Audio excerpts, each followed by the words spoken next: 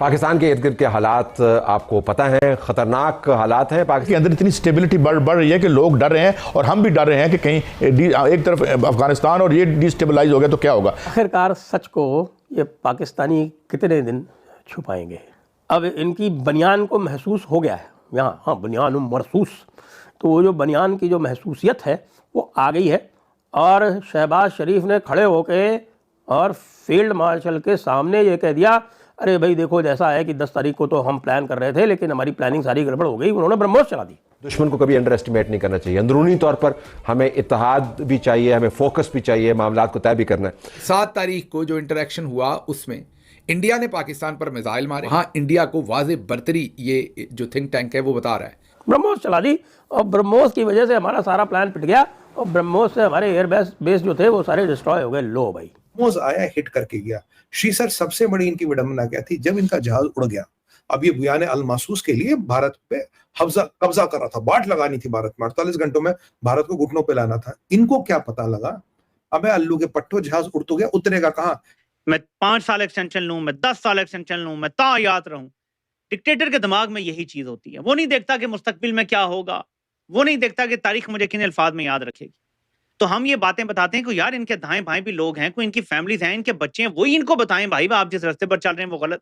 अगले राउंड में आर्मी भी पिक्चर में आने वाली है और अगले राउंड में जैसा मैं आपको बता चुका हूँ कि नेवी भी पिक्चर में आने वाली है।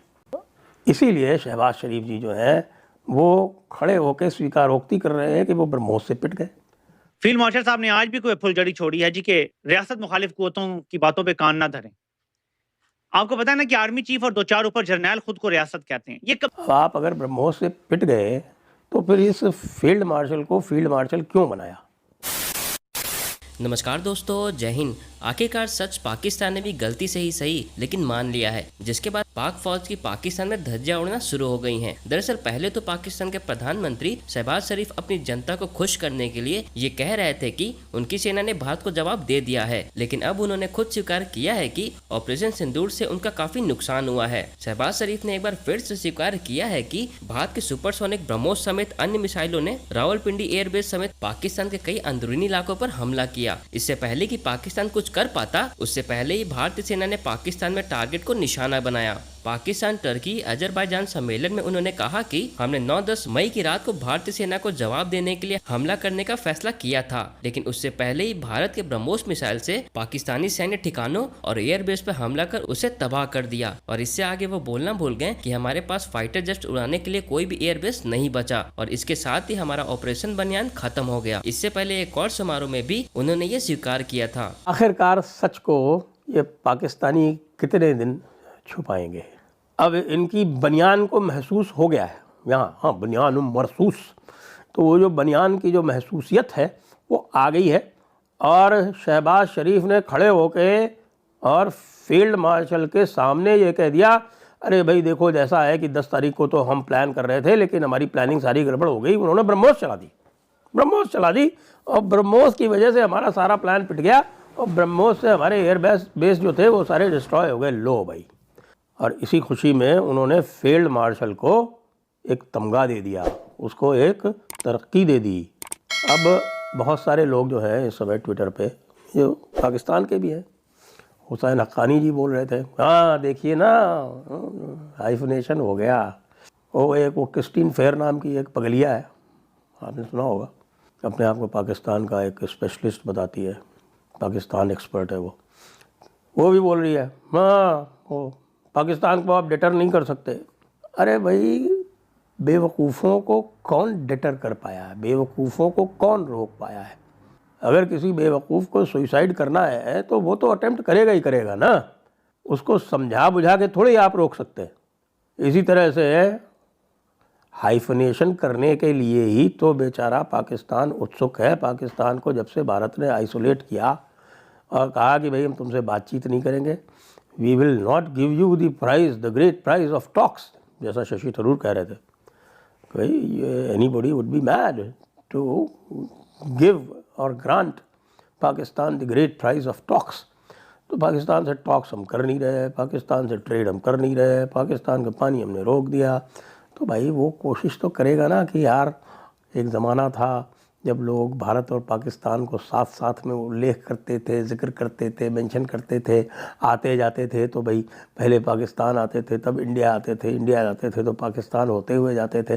पाकिस्तान के पास बराबरी थी, पाकिस्तान का पूरा कॉन्सेप्ट ही बराबरी के ऊपर था। और अब शहबाज शरीफ खड़े होकर कह रहे हैं कि साहब ब्रह्मोस ने हमको पीट दिया, और इसको पाकिस्तानी मान रहे हैं कि साहब चूँकि ब्रह्मोस ने हमको पीटा और ब्रह्मोस पाकिस्तान में आई, इसलिए हमारा हाइफनेशन हो गया।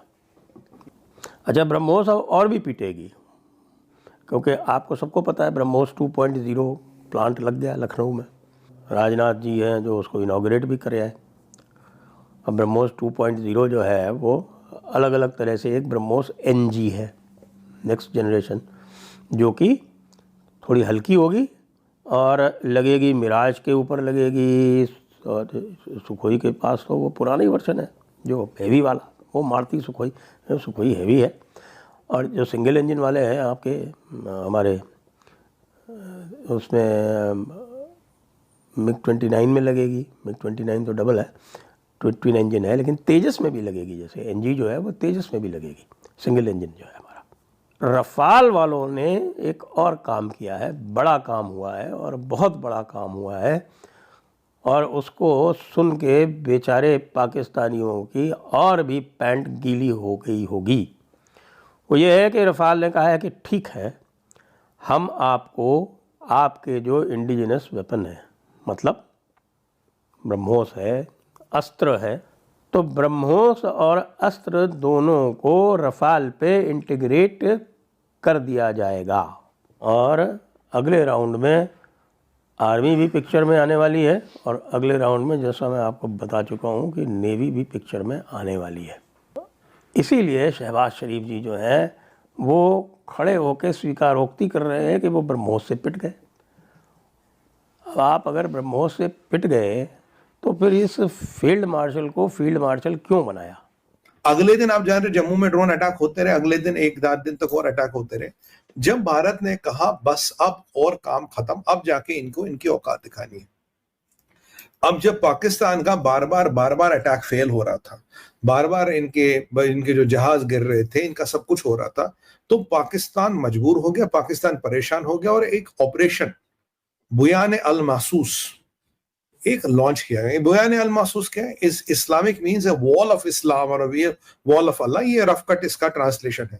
इसको लॉन्च किया गया। इस बुयान अल महसूस ऑपरेशन का टारगेट था, शीसरी ऑफिशियल है, अब ये MEA के द्वारा कंफर्म हुआ है, मिलिट्री द्वारा कंफर्म हुआ है कि हम 48 घंटे में हिंदुस्तान की जितनी एयरबेसेस हैं, हिंदुस्तान को घुटने पे लाएंगे, काफिरों को उनकी नानी याद दिलाएंगे, विल क्रिपल इंडियाज डिफेंसेस।